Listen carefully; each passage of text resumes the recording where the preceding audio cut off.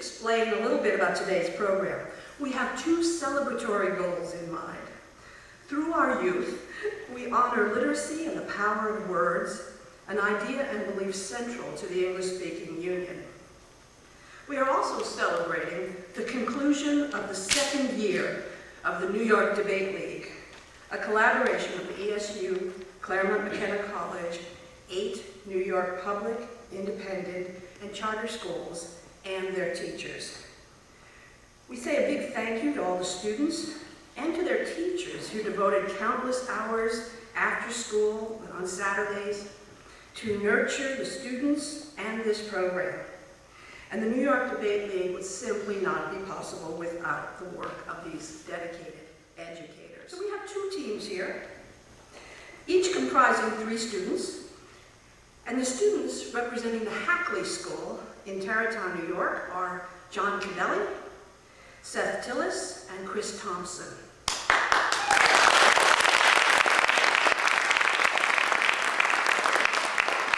And the students representing the Hunter College Campus School in New York City are Lizzie McCord, David Maloof, and Kaylee Pillinger.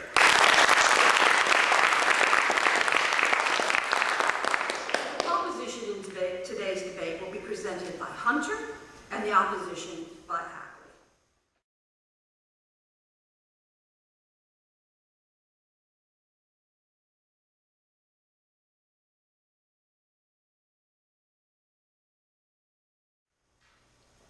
When books evolved from cuneiform to illuminated manuscripts to the printing press, people were certainly hesitant. Change is often disconcerting. However, eventually, people began to embrace this inevitable progress. All that the proposition here is doing is supporting progress. Hi, I'm Lizzie McCord. I'm the first proposition speaker for the topic, we should welcome the end of the printed book. I'm going to start by defining some key terms, and then I will offer four of our arguments. Our first is that this would allow for the longevity of reading. The second is that it encourages children to read. The third is that it helps the environment, and the fourth is that it helps children with learning disabilities. So we define we as the general public should, as the benefits outweigh the harms, and welcome the end of the printed book as phase out the use of the printed book for new books, not just get rid of all books that currently exist, in favor of ebooks and similar products. So ebooks would become the dominant means of publishing, but that certainly does not mean that the printed book would cease to exist. So now I'll move on to our arguments. Our first argument is that this would allow for the longevity of reading, because technology is becoming the favored use of time, and using it encourages children who are more and more part of the technology generation to read. So since 2005, according to a documentary entitled Out of Print, teens have been reading more on the internet than in the traditional form. So this encourages the longevity of reading, because these kids who are already reading on the internet, we're just encouraging them to continue doing this. Additionally, sale went up in ebooks 154.8% in 2009, while sale of regular books went down 4.1%. So all we're doing is supporting what is already happening and what is already going to happen, and we're supporting the longevity of reading by putting it in a medium that more and more people are interested in. Our second argument is this encourages reading, because kids are being raised in the technology generation, and they're more comfortable using devices that can make reading interactive, and they're more comfortable using these technological devices than using the traditional form of media. So according to Julia Donaldson, who is a child psychology expert, ebooks are interactive, and as a result, they encourage comprehension. So this is encouraging reading, and it's encouraging positive educational benefits, because this is encouraging their reading comprehension, which we can all agree is a good thing for the students of America. Additionally, students are so familiar with the technology that one little girl was so used to turning her pages on an iPad that when she tried to turn pages in a regular book by sliding the screen and it didn't work, she was very upset. Because people are comfortable with this medium. They're becoming more and more comfortable with this medium. So we could welcome the end of this, because it's encouraging reading in a medium that teenagers and people in general are enjoying more and more, and we're encouraging the progress and the changes that our society is making. Our third argument is that this helps the environment, because we're not printing thousands of books, we're not wasting all these trees. We're not printing these books, we're just using these small devices. So the same amount of carbon emissions for an ebook is the same amount of carbon emissions as 22.5 regular books, according to a San Francisco-based clean tech group. So we're helping the environment, which we can all agree is a serious issue. We need to protect the environment because these have 22.5. It's 22.5 to 1 less carbon emissions. That's a huge difference. That's hugely important. And our fourth argument is this helps children with learning disabilities. So e-readers have apps that read along with you and point out exact words while you're reading, which helps students with learning disabilities know what a word is and what the word means. So this helps kids with dyslexia and similar reading disabilities to read, which is incredibly important. So according to the Washington Educational TV Association, e-readers have literacy apps for 40% of kids who struggle reading. And this is incredibly important in an age where 1 in 7 adults have low literacy, in America have low literacy rates. So we want to encourage literacy. And these e-readers do this. They have these literacy apps that help these children. And they help children with learning disabilities who often feel isolated or out of luck because we don't have these tools available to them. And we want to make these tools available to them. So really what this debate is coming down to is the proposition simply is suggesting progress that is inevitable and that has happened throughout history. Nobody is saying, oh, getting rid of cuneiform tablets on clay was terrible. We should totally have gone back to that because that goes so much slower, it's so much better. Yay, slowness. Nobody is saying that. Obviously, progress is a good thing. Obviously, all the proposition is doing is supporting this inevitable progress. And the opposition is going to try to tell you that the feeling of holding a book is amazing, but the feeling of holding a clay tablet, I'm sure people were reluctant to get rid of that, but we got rid of that anyway. Thank you, and that's why you should vote for the proposition. Hello, my name is Chris Thompson, and I'm going to be the opposition for we should welcome the end of the printed book. First, I will be addressing some of the proposition's points, and then I will go on to make some of my own. So first, they say that we want progress and that people have decided to use newer things than old things. However, and then they use the example of the clay tablet onto pliers and other forms of mediums. However, we've also used the same methods for many other things. For example, we didn't get rid of irrigation because it was a great invention, and we're still using it today for something that was made by the Romans thousands of years ago. They also said that it will help the environment. However, it takes about 79 gallons of water to make an e-reader as opposed to 2 gallons for a single book. This is extremely more productive and it will waste less materials for us to make such books. They also said that e-books are interactive, but I have to say, how so is it interactive? All that you're doing is swiping your finger across an iPad, whereas in a book you actually have to turn the page and it's very great. No, not good. Now I'll begin to address some of my own points. First, ebooks will intensify the digital divide. The digital divide is those who do not have the technology of like iPads and e-readers and those who do have such. There's already a division between those, and ebooks and iPads will only increase such a division if we stop the printed book because it'll put those who cannot afford such e-readers at a disadvantage because they will have to buy something that is useless. Yes. Well, many libraries have e-readers, so can they just go to the library and do that? Yes, but seeing as you want to stop all of the production of books, libraries will cease to function, and there will no longer be a library, and they'll probably just be turned into museums. This brings me to another point. The biggest employment in this country is actually the manufacturing of books. There are 1 million people who are in the paper industry, and if we were to stop the production of all books, this would bring up the unemployment rate by 0.3%, and that's extremely big for 300 million people, and it's so unnecessary, and it would just create more unemployment rates, and that would be extremely bad because the economy would be halted. Third, ebooks and iPads are not accessible to everyone, which creates social inequality. 16% of Americans live below the federal poverty line, and those 16% are not going to spend $600 on an iPad just so that they can read a few books, whereas a $15 book is accessible to all. There also, 1/5 of children live below the federal poverty line, so they're going to have to use books and will not be able to use $600 iPads. So we should continue to keep books because they will ultimately help our children with reading and will make the literacy rates improve. Fourth, Americans love printed books. In 1377 was the first printed book. In 1475, the first English printed book. It's an old and good tradition. 89% of regular book readers read at least one printed book in the past year, according to a Pew study.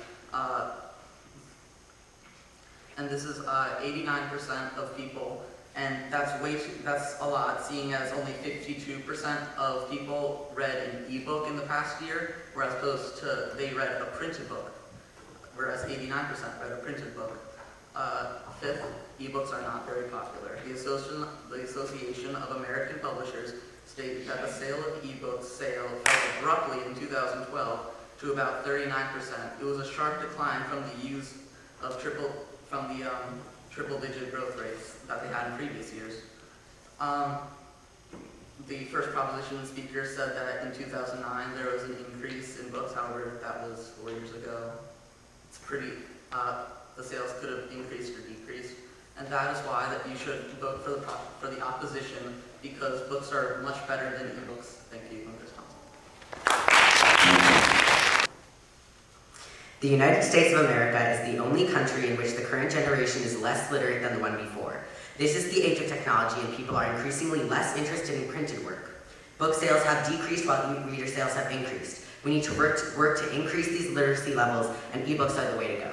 Hi, I'm Dave Maloof from Side Proposition. I'd like to thank everyone for coming to this debate. I'm going to start by rebuilding the 4 arguments that were brought up by Side Proposition, then refute the 4 brought up by Side Opposition, and then give 2 points of my own. The first is that it makes reading a portable pastime, and the second is that it's cheaper. So our first argument was that it allows for the longevity of reading, and we talked about how this is the age of technology, and how in 2009 ebook sales went up 154.8%, while book sales went down in that year. And they said, oh, well, we still use irrigation systems. Well, that has nothing to do with what we were talking about. What we're saying is that in this new age, where technology is so easily accessible and so many people use it, we should just use ebooks instead, because everyone can agree that reading is good. Obviously, reading is good, and the best way to get books out to everyone is using ebooks rather than using a printed book.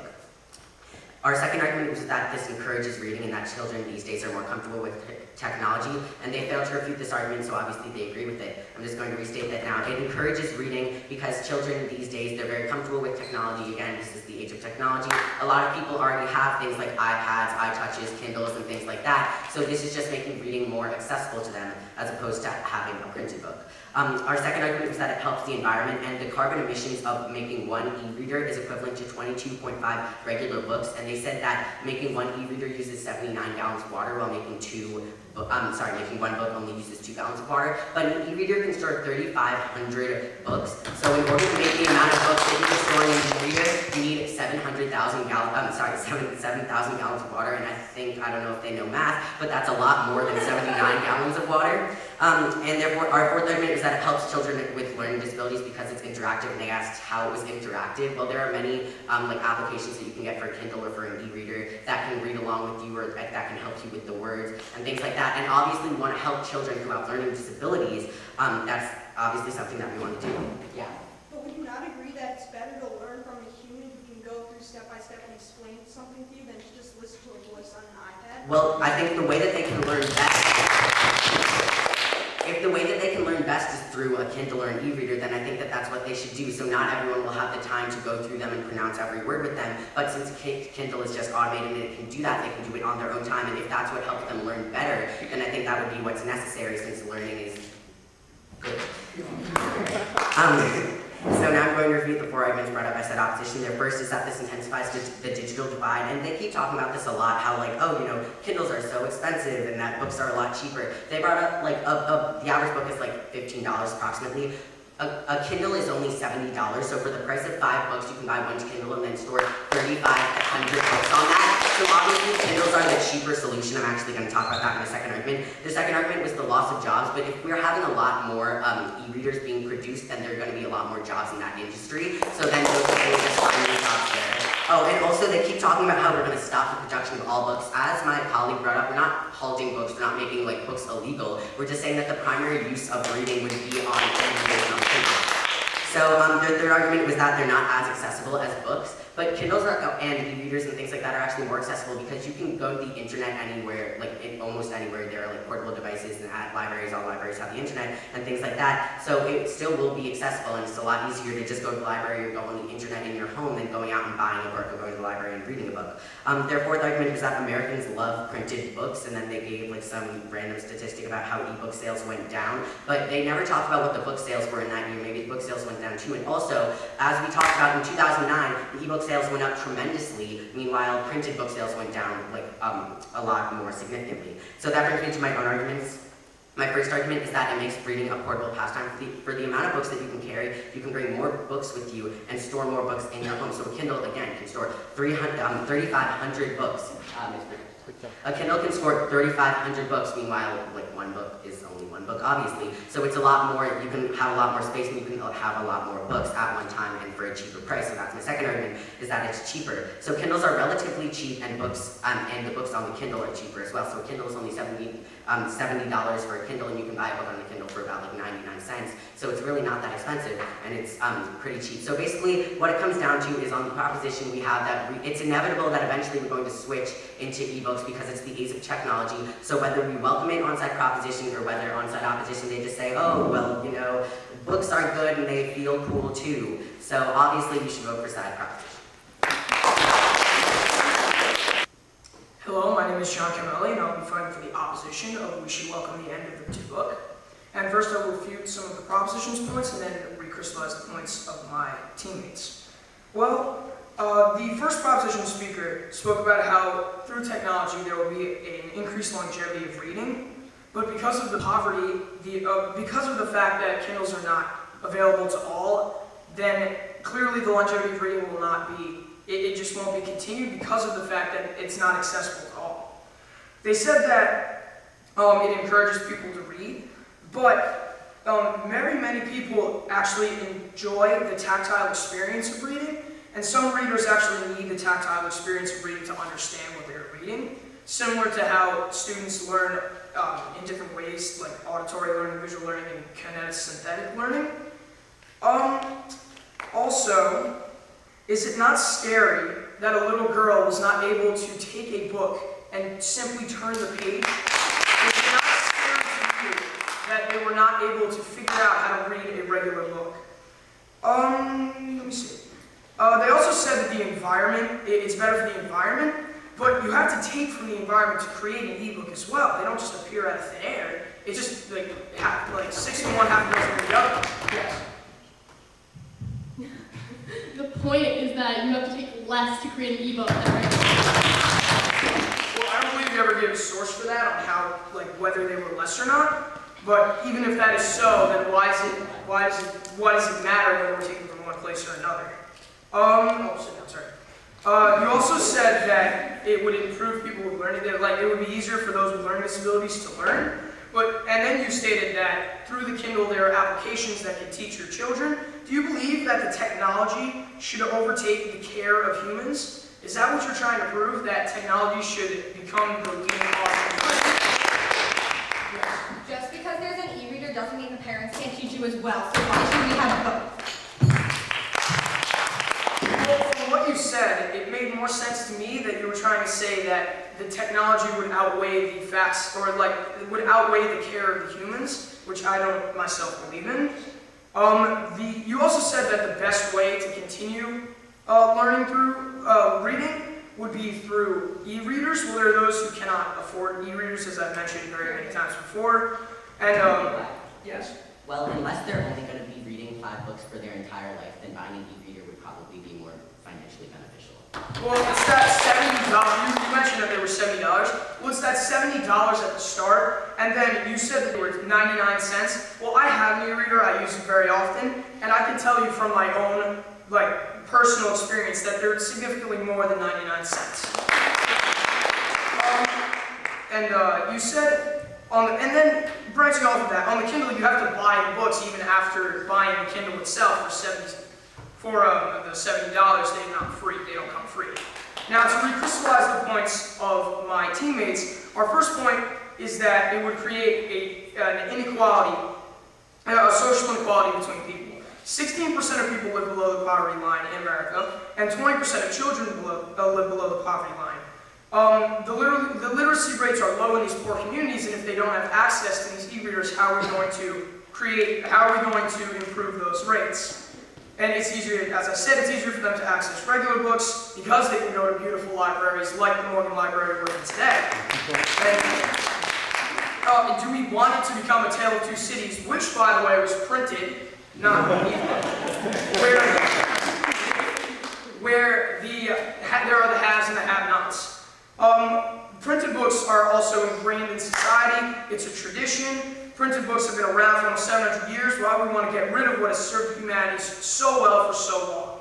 Ebooks are also not as popular. Their growth has kind of plateaued in the past 4 years. It dropped from triple-digit growth rates to only 34% growth rate.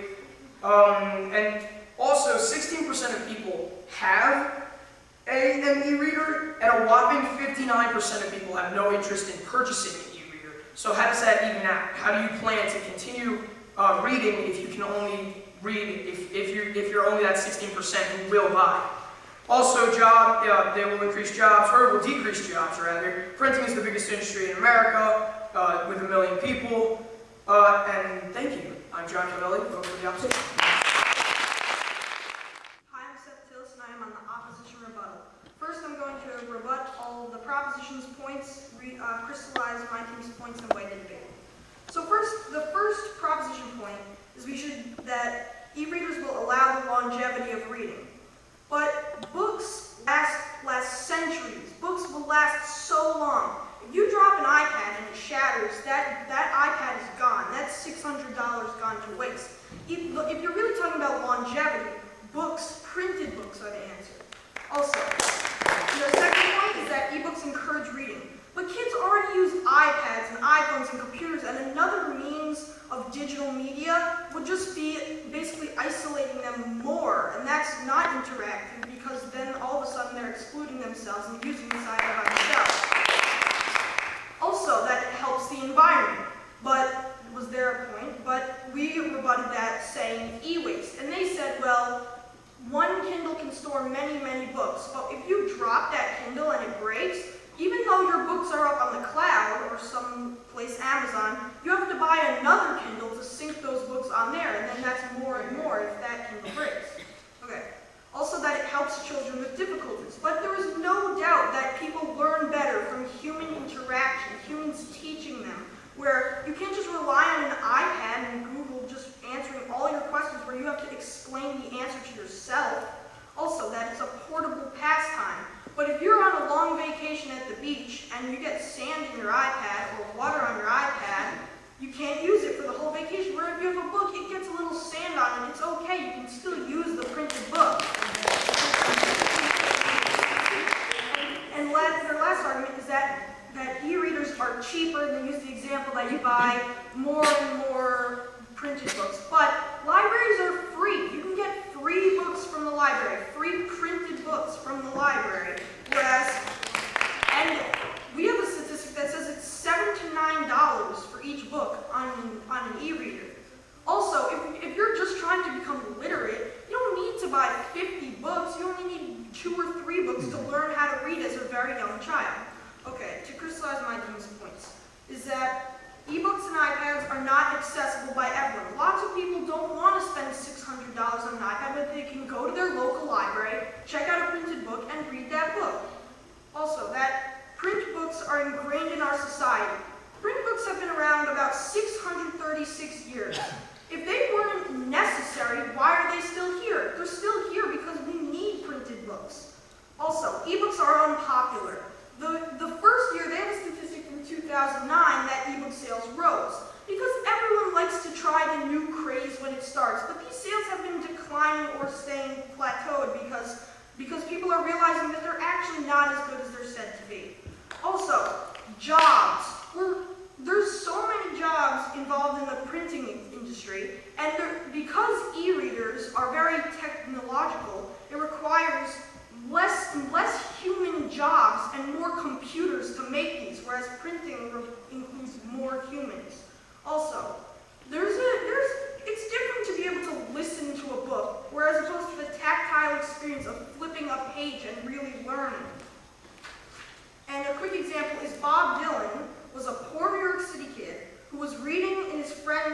library and he found his inner voice reading books, because books, there's something special about books, is when you read them, you're learning, whereas opposed to just listening. And last thing is that, I'm going to weigh the debate now. Books have a democratizing effect on learning. They're durable, they're cheap, they've had a constant force for the creation of an informed society. This is why we need printed books, and the opposition has won this debate. Hi, my name is Kaylee Pillinger. I'm here for the proposition. I'm going to start with a quote, then I will refute the opposition's points, and then I will crystallize and weigh the two sides. So first, I want to open with a quote from the opposition's second speaker. He said, "I have an e-reader. I use it very often." Convenient, huh? We agree. Next, I'd like to refute the main points of the opposition side, and then I'm going to crystallize and weigh the two sides and show you why the proposition has clearly won this debate. So one big point that the opposition keeps bringing up is that books can be broken. Ebooks, as we have said, can be backed up. Also, if I spill coffee on a book, it is similarly broken and unreadable. Alternately, you could just buy a case for your e-reader. Next, the opposition kept discussing cost. If I decide that I like classics and I want to download classic books, I can get 3,500 books for $70. I think that's cheap. I don't know about you. One other point that they brought up is tradition. Just because something has been around for a while doesn't necessarily mean that we should keep it. As a proposition, we have already successfully proven that this is a good method, and that means that we should not necessarily keep something that doesn't work as well. The next thing that I'm going to discuss is they said that no one really likes reading off of e-readers. They have statistics that say that our statistics have plateaued since 2009. That still means that people are buying and reading e-readers more than they're reading books. So clearly, people are enjoying reading off of this technological device. Now I'm going to crystallize and weigh the two sides. What both of our sides want is the benefit of reading, because we all agree that reading is a good thing. So I'm going to look at this through three different lenses. What's better for younger readers, what's better for adult readers, and what promotes the longevity of reading, which I think are all things we can agree are good. So first I'm going to discuss what's better for young readers. On the proposition, what we have is encouraging children to read. They understand technology more and it's more accessible. It's also more engaging. It's a medium that they know and like. And technology, like the ones we have discussed, can actually teach kids to read. They see the connection between the words and the sounds that they make. It also benefits kids with learning disabilities. 40% of children struggle with reading, and e-readers can help children with dyslexia and have literacy apps to help these children. Now, what the opposition is saying is that it's better to have adults read to you. We think that's fine too, but why shouldn't we also have these applications that can help these children who need to learn to read? Next, I'm going to discuss what's better for adult readers. On the proposition, we've said that this makes reading a portable pastime. You can have 3,500 books in one tablet. This makes travel, moving, and storage very convenient. It also makes rare books like the Gutenberg Bible, which we saw today, accessible to everyone. There aren't just a few copies anymore. Now there are unlimited copies. Also, it's cheaper. Books are a lot cheaper on the e-reader, and the reader itself is only $70. As I said, I can get 3,500 books for $70. Now, what the opposition said is that it's not better for adult readers because it's not accessible to everyone. They said that the Kindle is $70 and that's expensive. And as we've been saying, some books are free. So it makes a lot of a difference, and it's a lot cheaper to buy books on an e-reader. Also, I want to comment on their idea that it's not cheap and not accessible to everyone. Libraries have Kindles. They say that libraries won't exist anymore, but libraries will just start lending out e-books instead. Also, just once more, they said no one likes reading on e-readers, but as we said, e-reader sales are going up and people are enjoying this medium for reading. Now I'm going to discuss what promotes the longevity of reading. On the proposition, we have proven that society prefers technology. E-book sales went up 154.8%. That is a very large number, and if what the opposition says is true, that it has plateaued, that still means that there are a lot of people reading on e-readers. Also, it's better for the environment. To sustain something, the environment needs to be able to sustain it. Creating an e-book has the same amount of carbon emission as 22.5 regular books. And as I said, an e-reader is 3,500 books, so that is a lot better for the environment than what the opposition suggests. The opposition says that we should keep books because reading books is better. Well, we're still reading if we have these e-readers. Why are they so afraid of these technological advancements? We used to have handwritten manuscripts, and people were perfectly happy to move on to the next big thing, which was the printing press. Let's move on to the next big thing together. Let's welcome the end of the printed book. Thank you, and please vote for the proposition.